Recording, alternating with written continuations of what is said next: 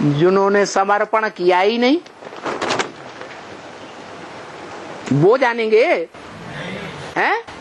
नहीं जान सकते। अथवा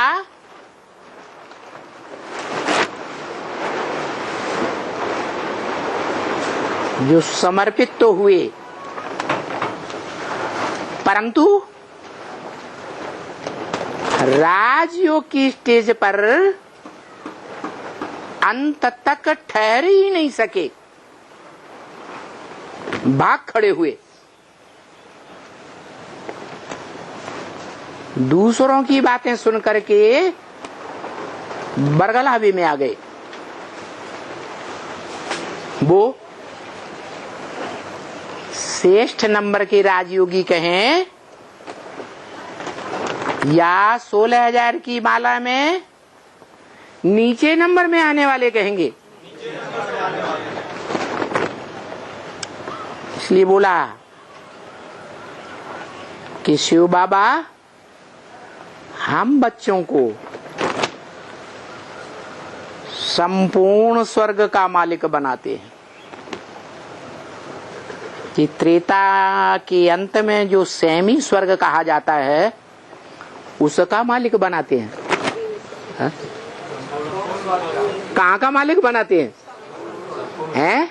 शिव बाबा तो अपनी तरफ से संपूर्ण स्वर्ग का मालिक बनाते हैं। क्या? संपूर्ण स्वर्ग का मालिक। लेकिन बच्चे कोई बनते हैं और कोई नहीं बनते।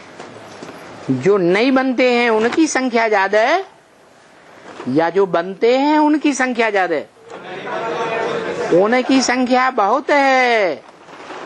इसलिए बोला कि 16,000 की संख्या में आने से तो अच्छा है साहूकार बन जाएं। जो साहूकार होते हैं बड़े बड़े, उनके घर में परिवार में बहुत सुख समृद्धि होती है, राजाओं की तरह जैसे सुख समृद्धि होती है। उस सुख समृद्धि में पलें, वहां जाकर के जन्म लें, बाप के घर में आकर के समर्पित होकर के फिर धोखा देकर चले जाएं तो वो क्या बनते हैं? है वो फिर चांडाल का पद पा लेते हैं। तन मन धन अर्पण करके अगर कोई वापस ले ले तो कौन सा पद मिलता है? चांडाल का पद मिलता है। ऐसे समर्पित होने वाले और भाग जाने वाले, अनिश्चय बुद्धि बनने वाले नीच पद पाते हैं। सबसे नीचा पद है चांडाल, उससे ऊंचे है दास दासी। लेकिन ये बताया कि वो राजकुल में ही दास दासी बनेंगे, राजकुल में ही चांडाल बनेंगे। क्या कहा है? जिनको धोखा देकर गए उन्हीं के सामने नाकनीजी करनी पड़े। और इसी युग में इसी जन्म में नाकनीची करनी पड़ेगी या अगले जन्म में? इसी जन्म में। जैसे राम की राजगद्दी का चित्र देखा होगा। देखा? किसी ने देखा? हाथ उठाओ। बहुतों ने देखा।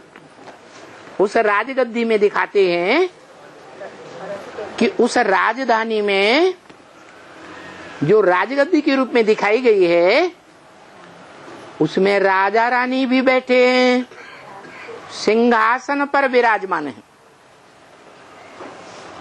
उस सिंहासन के ऊपर छत्र छाया है, माने उन पर भगवान की छत्र छाया सदैव